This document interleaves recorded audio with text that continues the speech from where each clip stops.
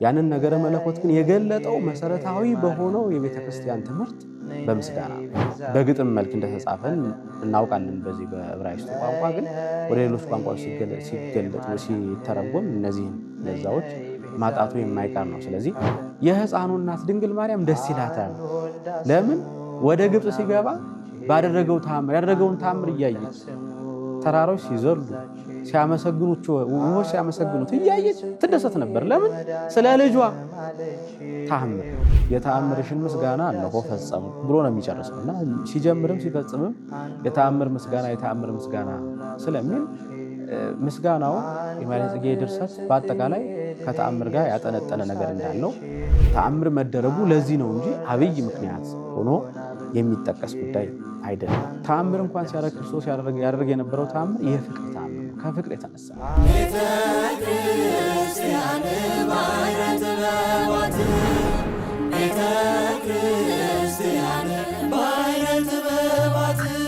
በስመ አብ ወወልድ ወመንፈስ ቅዱስ አሐዱ አምላክ አሜን። በተለያየ የዓለም ስፍራ ሆናችሁ ይህን መርሃ ግብር የምትከታተሉ የእግዚአብሔር ቤተሰቦች እናታችን የቅድስት ድንግል ማርያም ወዳጆች በእግዚአብሔር ስም ሰላም እንደምንሰነበታችሁ አሜን። አምላካችን የእግዚአብሔር ስም ከአጽናፈ ዓለም እስከ አጽናፈ ዓለም የተመሰገነ ይሁን። ለቃል መውረድ ለሥጋ ማረድ ምክንያት የሆነች እመቤታችን ቅድስት ድንግል ማርያም ከአጽናፈ ዓለም እስከ አጽናፈ ዓለም ልጇ ወዳጇ በሰጣት ክብር መጠን የከበረች የተመሰገነች ትሁን። ከባለፈው ጊዜ ጀምሮ እንግዲህ በዚህ በዘመነ ጽጌ በወርኃ ጽጌ የእመቤታችንን ስደትን የሚመለከተውን ሰበካው ድንግል እንዲሁም በአጠቃላይ ስለ ወርኃ ጽጌ ያለውን የቤተክርስቲያን ትምህርት ስንማማር ቆይተናል። ዛሬ ደግሞ በዕለተ ቀዳሚት ለእሑድ ሌሊት የምንቆመውን በመደበኝነት የሚቆም ማለት ነው 150ም የሚደርሰውን መደበኛ የሆነውን ማኅሌተ ጽጌን እንመለከታለን። ማኅሌተ ጽጌ በዚህ ወቅት በተለይ በሰፊው የሚታወቅ በቤተክርስቲያናችን በስርዓተ አምልኮ ትልቅ ቦታ ያለው የዚህን ወቅት ማኅሌት የሚመራ ትልቅ ድርሰት ነው። እንግዲህ ማኅሌት ምስጋና ነው። ምስጋና ስንል ሰው የተፈጠረበት ዋነኛ ዓላማ ነው። አባቶቻችን የሰውን ተፈጥሮ በተመለከተ በጣም በአጭር አነጋገር ግን ደግሞ በጣም መሰረታዊ የሆነ ትምህርት አስተምረውናል። ከሕፃንነታችን ጀምሮ የምናውቀው ትምህርት ማለት ነው። ሰው ለምን ተፈጠረ ሲባል ሰው ስሙን ለመቀደስ፣ ክብሩን ለማወደስ፣ መንግስቱን ለመውረስ ተፈጠረ ይሉናል። ሰው የተፈጠረበት ዋነኛ ዓላማ የእግዚአብሔርን ምስጋና ሳያቋርጥ ሊያመሰግን፣ ክብሩን ሊገልጥ፣ ስሙን ሊቀድስ፣ ከዛ ደግሞ መንግስቱን ሊወርስ ነው። እነዚህ መንግስቱን መውረስና ስሙን መቀደስ ወይም ክብሩን መግለጥ እነዚህ ሁለቱ መሰረታዊ የሰው የተፈጠረበት የመፈጠሩ ዓላማ ናቸው። የሰው መፈጠር ዓላማው እነዚህ ሁለት ናቸው ስንል ግን እነዚህ ሁለቱ ብቻ በጣም ብዙ መሰረታዊ የነገረ መለኮት ትምህርትን በውስጣቸው የያዙ ናቸው። እነዚህ ሁለቱ ቃላት እንዲሁ በቀላሉ ከልጅነት ጀምሮ የሰማናቸው ቤተክርስቲያን ትምህርት የምናውቃቸው አባቶቻችን በቃላችን እንዳይረሳ አድርገው ያስያዙ ሁለት መሰረታዊ ትምህርቶች ይሁኑ እንጂ በውስጣቸው ግን አጠቃላይ መሰረታዊ የሆነውን የኦርቶዶክሳዊ የነገረ መለኮት ትምህርት ጠቅልለው የያዙ ናቸው። አንደኛው የነገረ ምስጋና ትምህርት ሲሆን ሁለተኛው ደግሞ ሰው የመጨረሻ የሚጠብቀው የተፈጠረበትም ዋነኛ ዓላማ እግዚአብሔርን የመምሰል ሕይወት ነውና ሁለተኛው እግዚአብሔርን የመምሰልን ሕይወት ደግሞ እንደዚሁ በአንድ በኩል የያዘ ናቸው ማለት ነው። እነዚህ ሁለቱ መሰረታዊ ልክ እንደ መሰረት የሚያገለግሉ ለትምህርታችን ሁሉ መሰረት የሚሆኑ በትምህርታችን ውስጥ ሁሉ ልናስታውሳቸው የሚገባ መሰረታዊ ትምህርቶች ናቸው። እነዚህን መሰረታዊ ትምህርቶች ክደን ወይም ደግሞ እነዚህን መሰረታዊ ትምህርቶች ረስተን ምንም አይነት ሌላ ነገረ መለኮታዊ ትምህርት ማስተማር አንችልም። ወይም ደግሞ ዕቅበተ እምነት ልንሰራ አንችልም። ዕቅበተ እምነትም ለመስራት እነዚህን መሰረታዊ ጉዳዮች በጣም መያዝ አስፈላጊ ነው። በጣም አስፈላጊ ነው። እነዚህ መሰረታዊ ጉዳዮች ካልተሟሉ ሳናውቅ አንዳንድ ጊዜ ዕቅበተ እምነት እንሰራለን እያል ሌሎቹ በሚያዘጋጁልን ወጥመዶች ጭምር እንገባለን። እነዚህ መሰረታዊ ጉዳዮች ግን የትኛውንም ትምህርታችንን በዓለም ያለውን ዓለምን ጭምር እንድንረዳባቸው የተሰጡን መሰረታዊ ልክ እንደ መነጽር የሚያገለግሉ ትምህርቶች ናቸው። ሰው የተፈጠረበት ዋነኛ ዓላማ መንግስቱን ለመውረስ ያ ማለት እግዚአብሔርን መስሎ በእግዚአብሔር ጸጋ እግዚአብሔርን መምሰል አግኝቶ ሊኖር ማለት ነው። መንግስቱን መውረስ ማለት ይሄ ነው። ሁለተኛው ደግሞ ስሙን ለመቀደስ ወይም ክብሩን ለመግለጥ ናቸው። ይሄ ደግሞ ማመስገን፣ አመስጋኝነት ማለት ነው። ሰው የተፈጠረው ለማመስገን ነው። ሰው የሚያመሰግን ፍጥረት ነው። ሰው አመስጋኝ ፍጥረት ነው። ሌሎች ፍጥረታት በሙሉ ሊያመሰግኑ አይችሉም። ግዕዛን ስላልተሰጣቸው ወይም ደግሞ የመናገር ነፃነት ስለሌላቸው። ተናጋሪ አንደኛ ይሄ ተናጋሪነት በራሱ ከሰው ተፈጥሮ ጋር የሚገናኝ ስለሆነ ከአመስጋኝነት ጋር የተገናኘ ስለሆነ ማለት ነው። የሰው የመፈጠሩ ዓላማ ለማመስገን ነው። ቤተክርስቲያን ለዚህ ነው ምስጋናን ማዕከሉ ያደረገችው። የትምህርቷ ሁሉ ማዕከል ምስጋና የሚሆነው ለዚህ ነው። አመስጋኝ፣ ቀዳሽ፣ አስቀዳሽ ቤተክርስቲያን ያለች፣ የምታመሰግን ቤተክርስቲያን ያለች። የቅዱስ ያሬድም የዜማ ድርሰት የተባለው ለዚህ ነው እንጂ አስቀድሞ ሊታወቅ የሚገባው ቅዱስ ያሬድ በቅድስናው የነገረ መለኮት ሊቅ ነው። ያንን ነገረ መለኮት ግን የገለጠው መሰረታዊ በሆነው የቤተክርስቲያን ትምህርት በምስጋና ነው። ምክንያቱም የቤተክርስቲያን መሰረታዊ ማዕከሏ ነገረ መለኮቱ ጭምር አብሮ የሚሰራው በምስጋና ስለሆነ፣ ከምስጋና ጋር የተያያዘ ስለሆነ፣ ያለ ምስጋና የሆነች ቤተክርስቲያን የለችም በዓለም ላይ። ከምስጋና የተለየች ከሆነች፣ ከማመስገን የተለየች ከሆነች፣ ከቅዳሴ የተለየች ከሆነች ቤተክርስቲያን ልትባል አትችልም። ስለዚህ የተፈጠርንበት ዋነኛ ዓላማ ምስጋና ስለሆነ ማህሌቱ የተፈጠርንበትን ዓላማ የምናሟላበት፣ ቅዳሴው የተፈጠርንበትን ዓላማ የምናሟላበት፣ ሰው የምንባልበት፣ ሰው የምንሆንበት ቦታ ነው ማለት ነው። ይህ ማህሌት ምስጋና ደግሞ ከኛ የመነጨ አይደለም፣ ከእግዚአብሔር ከራሱ የመነጨ ነው። ለዚህ ነው ቅዱስ ያሬድን መጀመሪያ ሳምንት ስናስታውሰው ቅዱስ ያሬድ ያደረገው ምንድነው? በስነ ተፈጥሮ እግዚአብሔርን አመሰገነ። ስነ ተፈጥሮውን በሙሉ እግዚአብሔርን የማመስገኛ መንገድ አደረገው ስንል ምን ማለታችን ነው? በስነ ፍጥረቱ እግዚአብሔር ይገለጣል። በስነ ፍጥረቱ እግዚአብሔር ተገልጧል። በስራው ይታወቃል እግዚአብሔር። ስለዚህ ከሱ በሆነው ስራ መልሶ ራሱን ማመስገን ማለት ነው። የሰው ልጅ በምንም አይነት ቋንቋ እግዚአብሔርን ሊያመሰግን አይችልም ከራሱ በመነጨ ሐሳብ። ምስጋና እጅግ በጣም ከባድ አገልግሎት ነው። ምስጋና እጅግ በጣም ከባድ አገልግሎት ነው። ምስጋናንም ያገኘነው ከራሱ ከእግዚአብሔር ነው። ምክንያቱም ክብሩን ነው የምንገልጠው። ምስጋና ማለት የእግዚአብሔርን ክብር መግለጥ ማለት ነው። የእግዚአብሔርን ክብር ለመግለጥ ደግሞ የእግዚአብሔር ክብር መገለጥ አለበት። የእግዚአብሔር ክብር ሳይገለጥ ልንገልጥ አንችልም። ስለዚህ በተገለጠው በሱ ክብር ነው የምናመሰግነው። ለዚህ ነው እኮ ሁልጊዜ ማህሌቱን ስንጀምር የምንላት በሳይታቱ የምንለው ምንጊዜም የሥላሴን ስም ነው የምንጠራው። በሳይታቱም በማህሌቱም ስንጀምር በማህሌቱ ስንጀምር ስቡ ወውዱ ዘሳረረ ኩሎ ዓለም በአሐቲ ቃል፣ ዓለማትን ሁሉ በአንድ ቃል የፈጠረ እሱ ምስጉን ነው ብለን ከቅዱስ ዳዊት መዝሙር ወስደን እናመሰግናለን። ይህን ከምንም አላመጣ ነው። ፈጣሪ እግዚአብሔር በፍጥረቱ ታውቆ የገለጠው ስለሆነ፣ ስለዚህ የእሱን ለእሱ ነው መልሰን የምናመሰግነው። ከኛ የሆነ ለእሱ የምንሰጠው ምስጋና የለም በፍጹም። ቤተክርስቲያናችን ለዚህ ነው የአንተን ከአንተ ለአንተ እናመሰግናለን እንሰጣለን የምትለው። የእሱ የሆነውን ከእርሱ መልሰን ለእርሱ ነው የምናመሰግነው፣ ለእሱ ነው የምንሰጠው። ቅዳሴያችንም እኮ እንደዚሁ ነው። በምድር ላይ ከተዘሩት መካከል ስንዴውን ወይኑን እናመጣና በእሱ አማካኝነት በእሱ በረከትነት የተሰጠንን እሱን መልሰን ደግሞ ለእሱ በመስዋዕትነት እናቀርባለን። ስለዚህ ማህሌቱ የእግዚአብሔር ክብር የሚገለጥበት ነው። ለዚህ ነው አንዳንድ ቀደምት ሊቃውንት፣ አይናማ ሊቃውንት ቅኔ ማህሌቱን የእግዚአብሔር የክብር አደባባይ፣ የክብር መገለጫ አደባባይ እያሉ የሚጠሩት ክብሩ የሚገለጥበት አደባባይ ስለሆነ ማለት ነው። ቅኔ ማህሌቱ የክብር አደባባይ ነው። የእግዚአብሔር ክብር የሚገለጥበት አደባባይ ነው። በዚህ ቅኔ ማህሌት የምናደርገው የምንዘምረው ዜማ ሁሉ የተመሰጠረ ነገረ መለኮት ነው። ከነገረ መለኮታችን የተለየ ምንም አይነት ምስጋና እናመሰግን። ማህሌቱ ይሄንን የያዘ ነው። ማህሌተ ጽጌም ከዚህ የተለየ አይደለም። ይልቁንም ይሄንን በደንብ አድርጎ የሚያስረዳን የሚያብራራ ነው። በተለየ ሁኔታ በማህሌተ ጽጌ ደግሞ ይሄ በጣም ተብራርቶ ይታያል።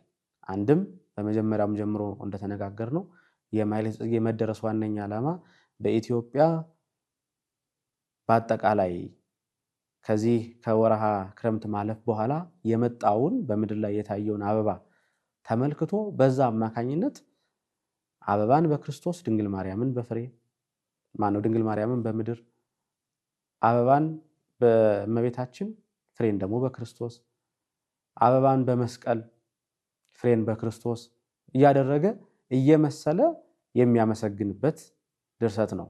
ይሄ የማኅሌ ጽጌ ደራሲ ባለፈው እንዳየነው አባ ጽጌ ብርሃን ወይም አባ ጽጌ ድንግል ናቸው።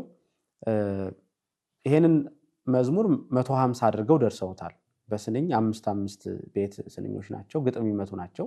በግዕዙ በደንብ አድርገው ግጥም ይመታሉ። ወደ አማርኛ ሲተረጎሙ ላይመቱ ይችላሉ። ያው አተረጓጎሙን ይዞ መተርጎም ያስፈልጋል። እርግጥ ከሌሎች ቋንቋዎች ወደ ሌሎች ቋንቋዎች ግጥሞች ሲተረጎሙ ምንጊዜም የግጥም ጸጋቸውን የግጥም ለዛቸውን ያጣሉ። ለምሳሌ የቅዱስ ዳዊት መዝሙር በግጥም መልክ እንደተጻፈን እናውቃለን። በዚህ በዕብራይስጡ ቋንቋ ግን ወደ ሌሎች ቋንቋዎች ሲገለጥ ሲተረጎም እነዚህን ለዛዎች ማጣቱ የማይቀር ነው። ስለዚህ ከግዕዝ ስንተረጉመው ወደ አማርኛ እንዲህ አይነት ለዛ ልናጣለት ወይም የግጥሙን መንገድ ልናጣለት እንችላለን እንጂ በግዕዙ ግን ግጥም የሚመቱ 5 ቤቶች አልፎ አልፎ 6 ቤቶች ያላቸው በአጠቃላይ ስንኞቹ ሲቆጠሩ 150 የሚደርሱ ናቸው። አባይኩ ለኪ ስብሐተ ተአምር ይላታል። የእመቤታችን ለአንቺ እመቤቴ ሆይ የተአምር ምስጋናሽን አደረስኩ ፈጸምኩልሽን ነው።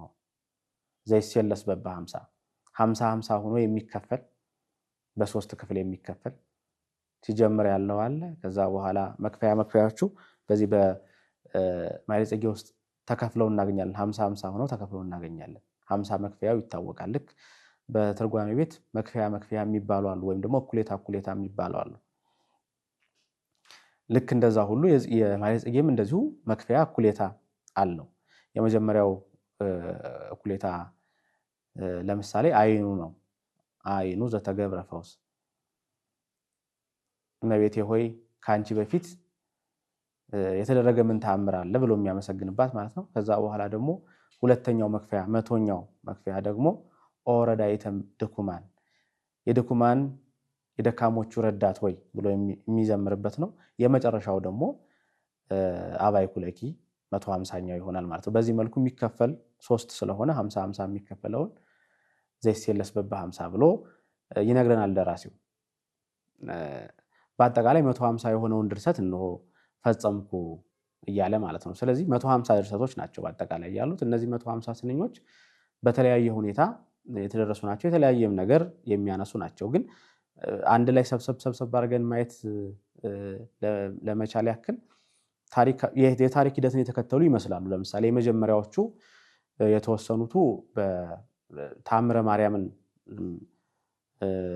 መነሻ አድርገው በተአምረ ማርያም አማካኝነት የተሰሩ አንዳንድ ጉዳዮችን አንዳንድ ተአምራትን በማንሳት ይጀምራሉ።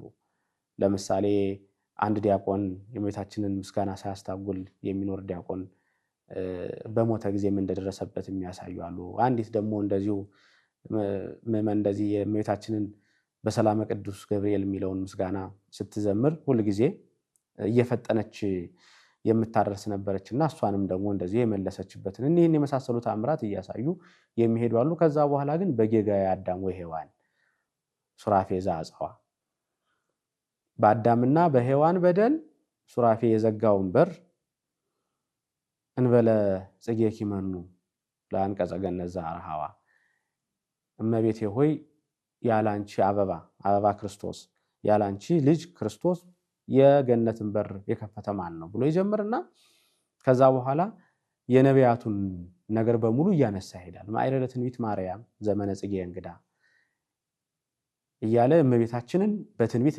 የተገለጠች የትንቢት እርሻ እንደሆነች እየነገረን ይሄዳል። እመቤታችን በብሉይ ኪዳን የተገለጸችበትንም ነገር እያነሳ የነቢያቱን ትንቢት የአበው ምሳሌ ከእመቤታችን ጋር እያመሳሰለ በብሉይ የተገለጸችበትን ነገር በሙሉ እያሳየን ይሄዳል። ስለዚህ የብሉይ ኪዳንን ታሪክ በተወሰነ መልኩ የሚነካበት እንዲሁ ደግሞ ክፍል አለው ማለት ነው። ከዛ በኋላ አይኑ ዘተገብረ ፈውስ እመቤቴ ሆይ አንቺ ከመወለድሽ በፊት የተደረገ ምን ተአምር አለ?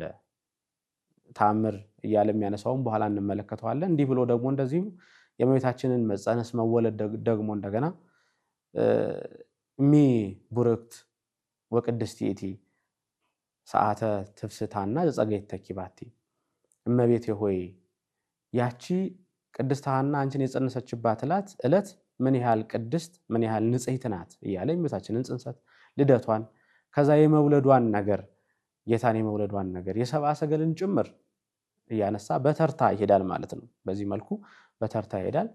የእመቤታችንን ነገር ካነሳ በኋላ የጌታን ደግሞ በዮርዳኖስ በደብረ ታቦር ያደረገውን ነገር ተናግሮ የረፍቱን የትንሣኤውን ነገር አሳይቶ ከዛ የእመቤታችንን እንደዚሁ ረፍቷን ትንሣኤዋን ከዛ ደግሞ ሰማዕታትን ያስከትላል። ከሰማዕታት ቀጥሎ የሚያነሳው የእመቤታችንን ተአምር በተመለከተ የተነሱ ተቃዋሚዎችን ይገስጻል። በመጨረሻም ስለ ስዕሏ ስለ ቅድስት ድንግል ማርያም የተከበረ ስዕል ቅድስት ስዕል እያነሳ በስዕሏ ያደረገችውን ተአምር እየገለጸ ደግሞ ስለ ስዕል እንደዚሁ ይነግረንና መጨረሻ ላይ የራሱን ጸሎት አድርጎ ይጨርሳል ይፈጽማል ማለት ነው። ስለዚህ አካሄዱን ስንመለከተው በዚህ መልኩ በታሪክ ወጥነት የተዋቀረ ነው ማለት ነው። አስቀድሞ መጀመሪያ መግቢያ ያለው ከዛ በኋላ በኦሪት ያለውን ነገር ያነሳል። ከዛ የድንግል ማርያምን መጸነስ መወለድ ያነሳል። ከዛ ልጇን መውለዷን ያነሳል በድንግልና። ከዛ ደግሞ የልጇን ሞትና ትንሣኤ የእሷን ሞትና ትንሣኤ ካነሳ በኋላ የሰማዕታቱን ነገር ያነሳል። በእሷ ተአምር አማካኝነት የተረዱ ሰማዕታትን እያነሳ በስም ፊቅጦር አቦል እያለ እያነሳ ያመሰግናል።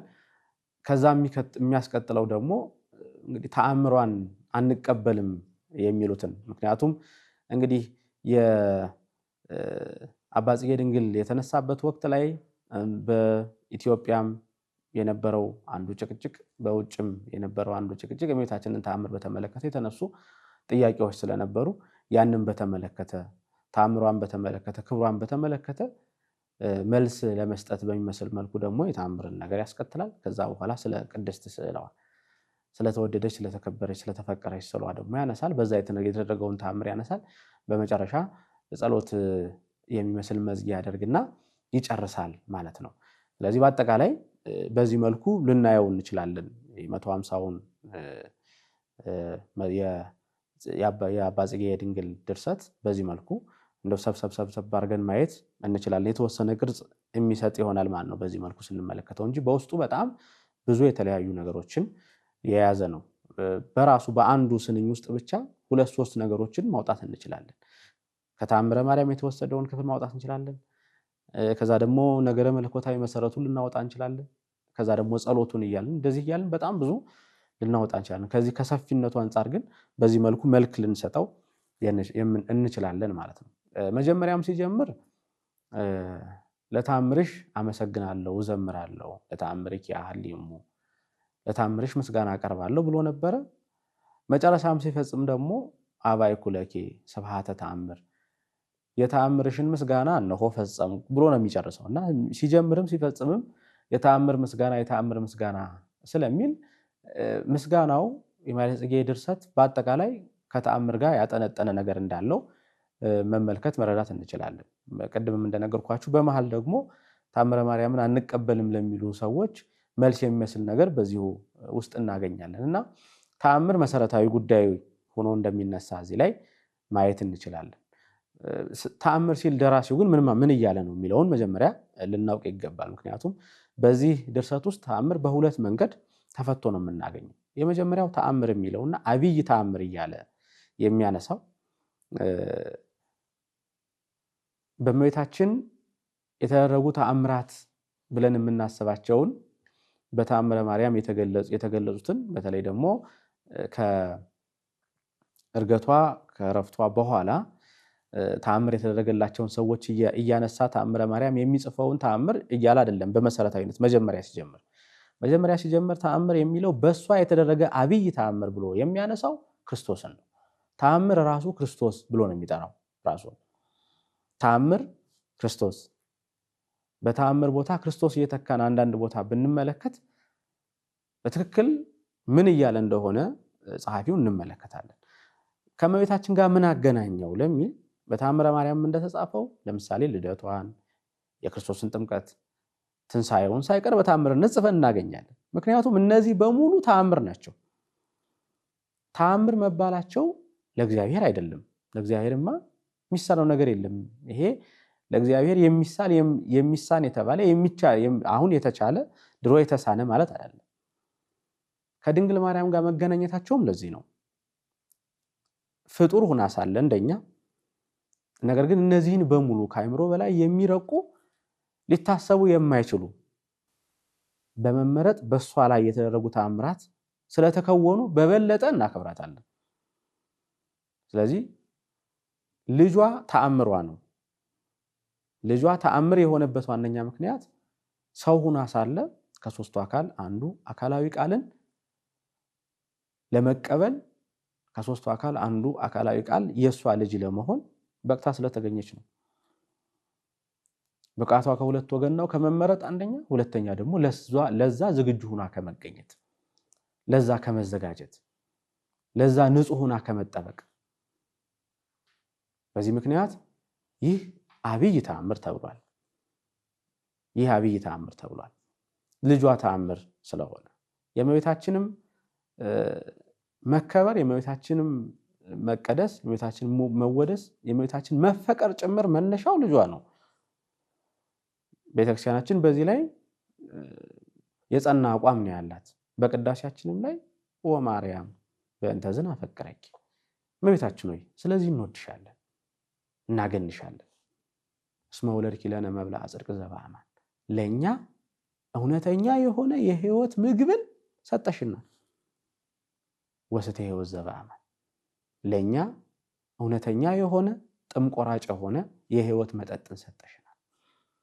የምንወዳት የምናከብራት የምናመሰግናት ለምንድን ነው ከተባለ ስለ ልጇ ነው። የእመቤታችን ጌጧም ልጇ ነው። ለዚህ ነው የማኅሌ ጽጌ ደራሲ ጭምር በመሃል ስለ አበቦችና ስለ ድንግል ማርያም መገናኛ ያነሳል። ኢፈተልኪ ወኢጻመውኪ አራዛተ ሰርግ ለለቢስ፣ ለመልበስ ለመጌጥ ለመድመቅ እንደ ማንኛውም ሴት ፈትል አልፈተልሽም፣ ሸማ አልሸመንሽም። በዛም ፈትል በዛም ሸማ ያጌጥሽ አይደለሽም። አንቺ በልብስ መጠን በልብስ ብዛት ያጌጥሽ አይደለሽም። እስመ ሰርጋዊ ንጽ ብኪ እንተ አነሙ መንፈስ፣ በአንቺ ዘንድ ያለው መዋብ፣ በአንቺ ዘንድ ያለው ድምቀት፣ በአንቺ ዘንድ ያለው ጌጥ መንፈስ ቅዱስ የሸመነው ንጽህና ነው። ይሄ መንፈስ ቅዱስ ንጽህና፣ ይሄ በመንፈስ ቅዱስ የተሸመነ ንጽህና ማለት ልጇን ለመቀበል የተዘጋጀች መሆኗ ማለት ነው። ስለዚህም የቤታችን ጌጧ ልጇ ነው። አሁን ትልቁ ልናስተምረው የሚገባ ቤተክርስቲያን አቋሟን ልንገልጥላት የሚገባ ይሄ ነው። የቤተክርስቲያን አቋም ይሄ ነው። የድንግል ማርያም መድመቂያዋ ልጇ ነው። ከዛ ውጭ እንዴት ልናረጋት? እንዴት ብለን እሷ አንደኛ እሷም እንደተናገረችው እሷም ለመላኩ እንደተናገረችው እንደገለጠችው እግዚአብሔርን ከፍ ከፍ ታደርገዋለች። ነፍሴ እግዚአብሔርን ከፍ ከፍ ታደርገዋለች፣ መንፈሴ በመድኃኒቴ ደስ ይላታል። የእመቤታችን መንፈስ ደስታ፣ የእመቤታችን ደስታ፣ የእመቤታችን የደስታ ምንጭ ልጇ ነው። ከልጇ ውጪ እመቤታችን የደስታ ምንጭ የላትም።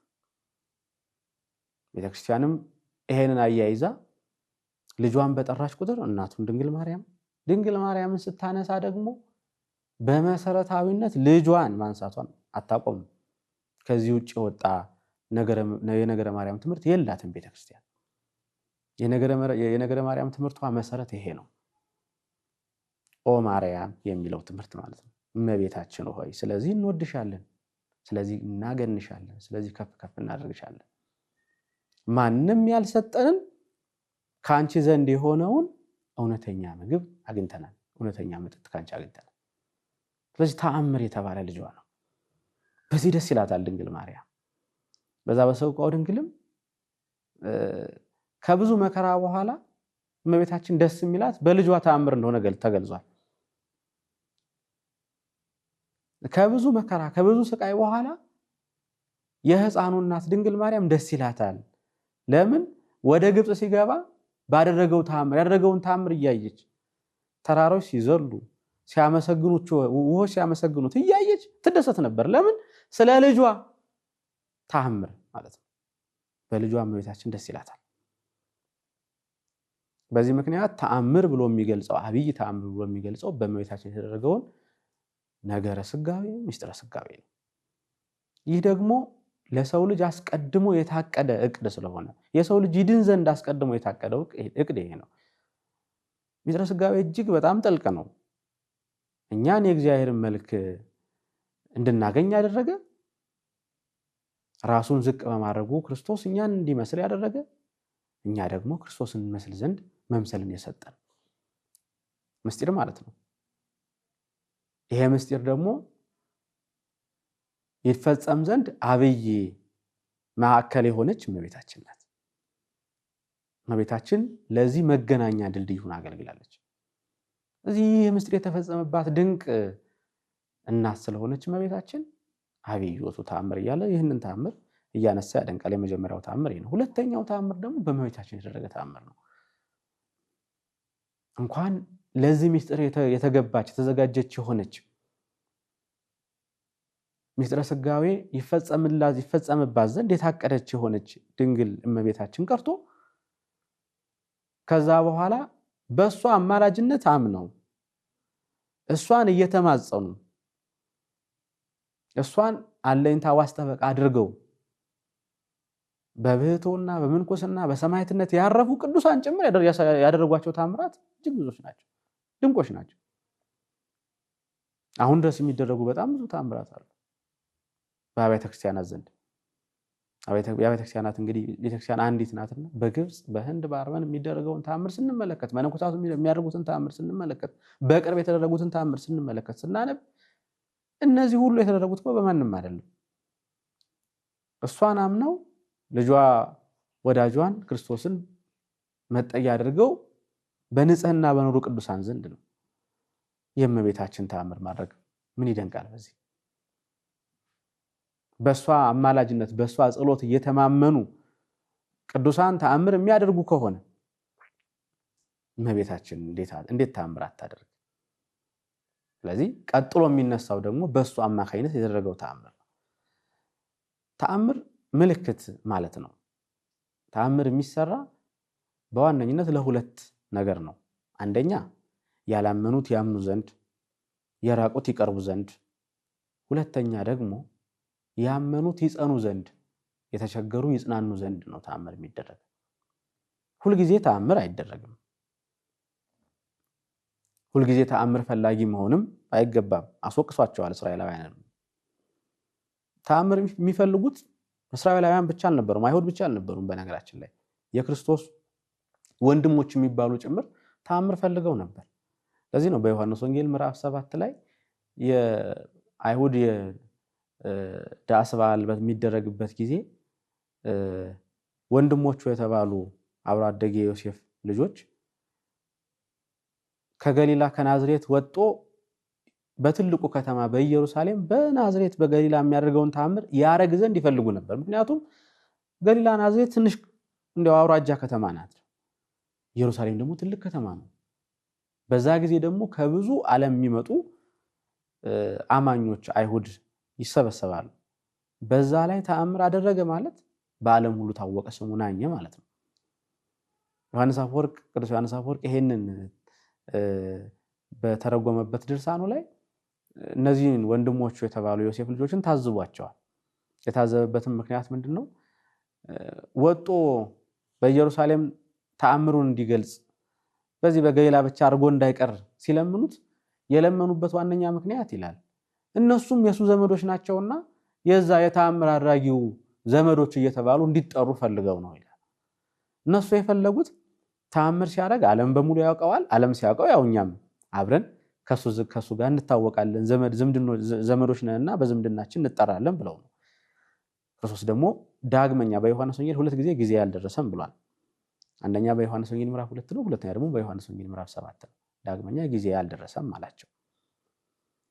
ጊዜ ያልደረሰም ያለበት በዛም ወጥቶ ተአምር ማድረግ ያልፈለገበት ዋነኛ ምክንያት ግን እነሱ እንደሚያስቡት ክርስቶስ ተአምር የሚያደርገው ተአምር አድራጊ ሰዎችን ለመሰብሰብ ተአምር ፈላጊ ሰዎችን ለመሰብሰብ ሳይሆን የክርስቶስ ተአምር አድራጊነት የራቁት ይቀርቡ ዘንድ ያልጸኑት ይጸኑ ዘንድ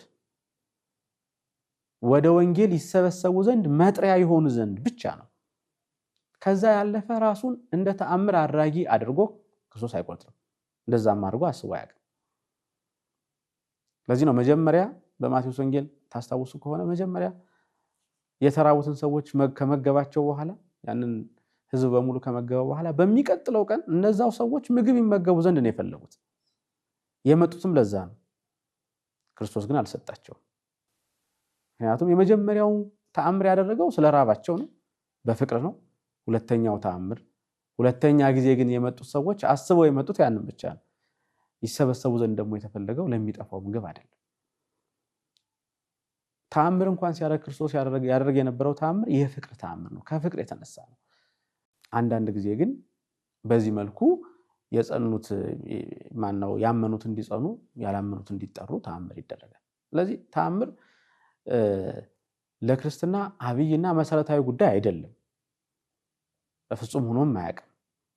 ተአምር መሰረታዊ ጉዳይ ሆኖ ቢሆን በዘመነ ሰማዕታት የምናስባቸው እነዛን የመሳሰሉ ታላላቅ ቅዱሳን ሰማዕታት ያ ሁሉ መከራ ሲደርስባቸው ከሰማይ እሳት ወርዶ ከምድር የፈላ ውሃ ፈልቆ እነዛን አላውያን ነገስታት በጠፋቸው ነበር። ነገር ግን በዛ እነሱ በስቃይ ሆነው በእነሱ አማካኝነት የሚያምኑ በጣም ብዙ ሰዎች ነበሩ። አንዳንድ ጊዜም ደግሞ በሰማዕታቱ ላይ ጭምር ተአምር ሲደረግ ሰማዕታቱ ይድኑ ዘንድ አይደለም ተአምሩ የሚደረግ። ለምሳሌ በህፃኑ ቅዱስ ቂርቆስና በእናቱ በኢየሉጣ ተአምር ስንመለከት በቅዱስ ገብርኤል አማካኝነት የተደረገላቸው ተአምር እነሱ ፈጽመው ድነው ከዛ በኋላ ሰማዕትነት እንዳይቀበሉ አይደለም እኮ።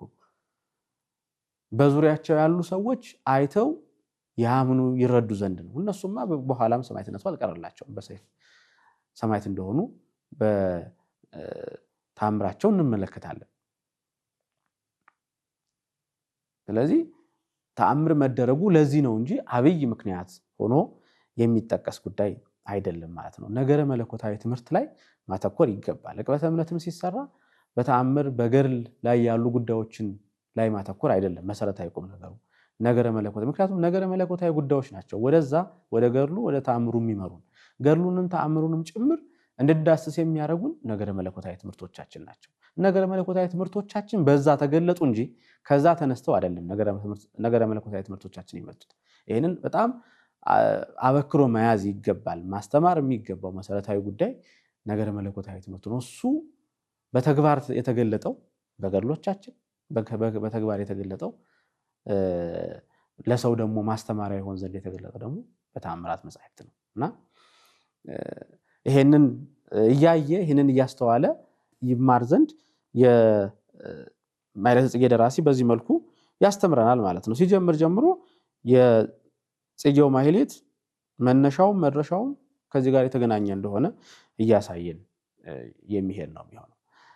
በብዙ ቦታ ላይ የማኅሌተ ጽጌ ደራሲ እንዳልኩት ክርስቶስን በተአምርነት ገልጾታል። በብዙ ቦታ ላይ ተአምር እያለ የእሷ ተአምር አድርጎ ገልጾታል። የእሷ ተአምር መባሉ የሚገባት ነው። ምክንያቱም ክርስቶስ ሰው ሆነ ስንል በፍጹም ትሕትና ሰው መሆኑን እናደንቃለን።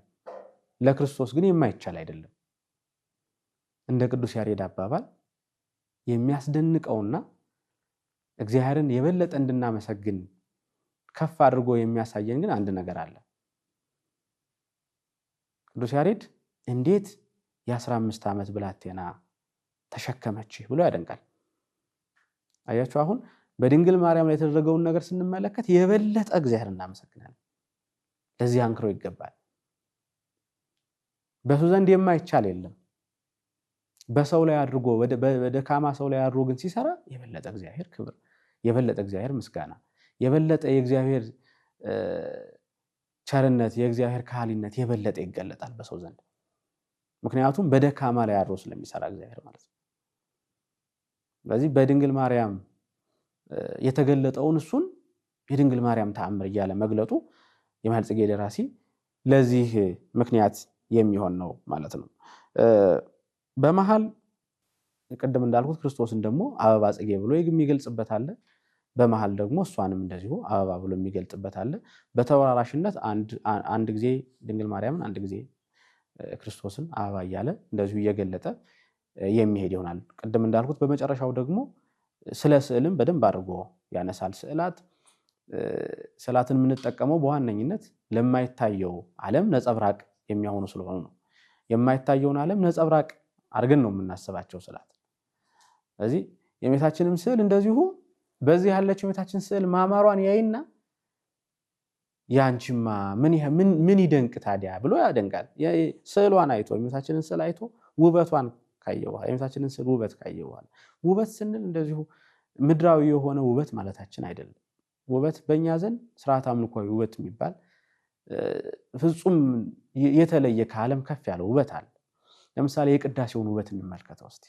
የቅዳሴው ውበት ምኑ ነው? የቅዳሴው ውበት የቤተክርስቲያን ማማር ከፍተኝነቱ ትልቅነቱ ማለት አይደለም። በጭቃም በጨፈቃም ብትሰራ በህንፃ ብትሰራ ቤተክርስቲያን አንድ ናት ብለው አስተምረዋል አባቶቻችን። የቅዳሴው ውበት ራሱ ቤተክርስቲያን ገና ሲጀምር የሚመጣን ግርም ዛቴ ዕለት ወጽት ዛቴ ሰዓት ብላ ስትጀምር ገና መንፈስ ቅዱስ የሚወርድበት ስራ የሚሰራበትን ጊዜ ስታውጅ ገና ያን ጊዜ ነው የቅዳሴው ውበት የሚገለጠው። በውስጡ የቋንቋ ውበትም አለ። ለምሳሌ ቅዳሴ እንግዲህ ቅዳሴ የምታስቀድሱ ከሆነ ምዕመናን ቅዳሴ ማስቀደስ አለባችሁ። በእውነት ቅዳሴውን በአማርኛ ደግሞ ብትሰሙት፣ ብታዩት፣ ብታነቡት የቅዳሴ መጽሐፍ ይዛችሁ አስቀድማችሁ ብትዘጋጁ ደግሞ በአማርኛው ራሱ አማርኛ የተተረጎመበት አማርኛ ቋንቋው በራሱ እጅግ በጣም የሚመስጥ ነው። የቋንቋ ውበት ይባላል ይሄ። ከዛ ደግሞ የድርጊቱ ውበት ደግሞ አለ። ያ የምናውቀው ወንጌል ደግሞ በተግባር የሚገለጥበት ውበት አለ። ከዛ ደግሞ ከቅዱሳን ጋር እንድንገናኝ ደግሞ የሚያደርግ ደግሞ የቅዱሳን ስዕላት ውበት አለ። ይሄ የቅዱሳን ስዕላት ውበት ከምንም በላይ የሚመነጨው ከምንሰጠው ትርጓሜ ነው። ከያዘው ካዘለው ትርጓሜ። ስለዚህ ቅዱሳን ስዕላት የምናደርጋቸው በቅዳሴው የምንከውናቸው ድርጊታት በአጠቃላይ የዛ በሰማይ ያለው የማናየው የቅዱሳን ህብረት ነጸብራቅ ናቸው፣ ማሳያ ናቸው። ወንጌሉን እንገልጸዋለን በተግባር አንድም ደግሞ ያኛውን ሰማያዊ ሀብት ደግሞ እንገልጻለን። ስለዚህ የስዕሏን ነገር አንስቶ ደግሞ እንደዚሁ እፎይ ይሴኒ አምላክ እመቤቴ ሆይ በዚህ ያለችው ስዕልሽ በዚህ መልኩ ካማረች ከተዋበች ያንቺማ በሰማይ ያለው መልክ ምን ይደንቅ ምን የከበረ ይሆን ምን ያማረ ይሆን ያለ ያንን ደግሞ የእመቤታችንን መልክ ይመኛል። በዚህ መልኩ ስለ ስዕላት ከዛም አልፎ ደግሞ ስለ መስቀልም ጭምር ዝንቱ መስቀል አምሳለ መንበረ ነበልባል ዘኪሩቤል ብጽ፣ ይህ መስቀል ነበልባላዊ የሆነ የክርስቶስ ዙፋኑ ነው ብሎ የክርስቶስ መናገሻ ቦታው መስቀል እንደሆነ የክርስትና ማዕከሉ ክርስቶስ ነገሰ ስንል በህይወታችን እኛም ነገስን ስንል መስቀል ላይ ስንወጣ እንደሆነ አመልክቶ አበክሮ መሰረታዊ የሆነውን ትምህርት ያስተምረናል። ዝንቱ መስቀል መንበረ ነበልባል፣ ይህ መስቀል ነበልባላዊ የሆነ የክርስቶስ ዙፋን ነው፣ የኪሩቤል ጓደኛ ነው፣ እንዳንቺም ነው ይላታል። ደግሞ ቤታችን ከአንቺም ጋር ይገናኛል ይልና ከሷ ጋር ደግሞ የሚያገናኘው በስሟ ሆሄ ብዛት ነው። የአንቺ ስም ሆሄው 4 ነው ማርያም የሚለው። ከዛ ደግሞ ሁለተኛው መስቀል መንበር የተባለ መስቀል ነው። መስቀልም እንደዚሁ መስቀል 4 ሆሄ ነው ያለው። ሶስተኛ እና ደግሞ መንበር የተባለው ደግሞ ኪሩቤል ደግሞ እንደዚሁ ኪሩቤል 4 ናቸው እና እነዚህ በአጠቃላይ ሶስቱ መንበር ተብለው የተገለጡ እመቤታችን መንበር ናት። ጾረት ዘኢይጸወር መለኮተ እያለ ቅዱስ ያሬድ እንዳመሰገናት የማይቻለውን ሊሸከሙት የማይቻላቸውን አንቺ ተሸከምሽው እያለ እንዳመሰገናት መንበር ሆና አገልግላለች። መስቀሉ መንበር ነው፣ የዙፋኑ ነው፣ የክርስቶስ ዙፋን ነው። ኪሩቤልም እንደዚሁ መንበር ነው። እነዚህ ሶስቱም በመንበር ላይ የተገለጡትን አንድ የሚያረጋቸውን ነገር ፈልጎ ሆሄያቸው 4 መሆኑ ከምስጢር ጋር የተገናኘ እንደሆነ ጭምር አያይዞ ሲገልጽ እንመለከተዋለን ማለት ነው። እንግዲህ በሚቀጥለው የመጨረሻው ሰንበት ላይ ደግሞ ከነዚህ ውስጥ እያወጣን አንዳንድ ስንኝ እየተመለከትን በተለያዩ ክፍልና አሁን እንደከፈልናቸው በተለያየ ክፍል ውስጥ ምን አይነት ትርጉም እንደያዙ ምን አይነት ነገረ መለኮታዊ ትርጓሜ እንዳላቸው ለማየት እንሞክራለን። ዛሬ ያየነው እንግዲህ በአጠቃላይ ማሕሌተ ጽጌ በ150 ስንኝ የተከፈለ የተደረሰ እንደሆነ ይዘቱ በዋነኝነት ተአምር ላይ ያተኮረ እንደሆነ ተአምሩም ሁለት ትርጉም እንዳለው አንደኛው ተአምር የተባለ በቁሙ ክርስቶስ እንደሆነ ሁለተኛው ደግሞ በድንግል ማርያም አማካኝነት ያደረገውን ተአምር እያነሳ እንደሚያመሰግን ሂደቱን ደግሞ ስንመለከት ከመግቢያው በኋላ የሚከተለው በኦሪት ያለው የተገለጠው የእመቤታችን ምሳሌ የሚያሳይ ነቢያቱን ትንቢት የሚያሳይ ስለ ድንግል ማርያም ከዛ በኋላ የድንግል ማርያምን ጽንሰት ልደት የክርስቶስን ልደት ከዛ በኋላ ሕማም ሞትና ትንሣኤ የሚያሳይ በታሪክ ቅደም ተከተል እንደዚሁ የእመቤታችንን ዕረፍት ትንሣኤ የሰማዕታቱን ነገር እያለ መጥቶ መጨረሻ መዝጊያ ጸሎት የሚያደርግ እንደሆነ ነበር የተመለከትነው። የሳምንት ሰው ይበለን። ወስብሐት ለእግዚአብሔር።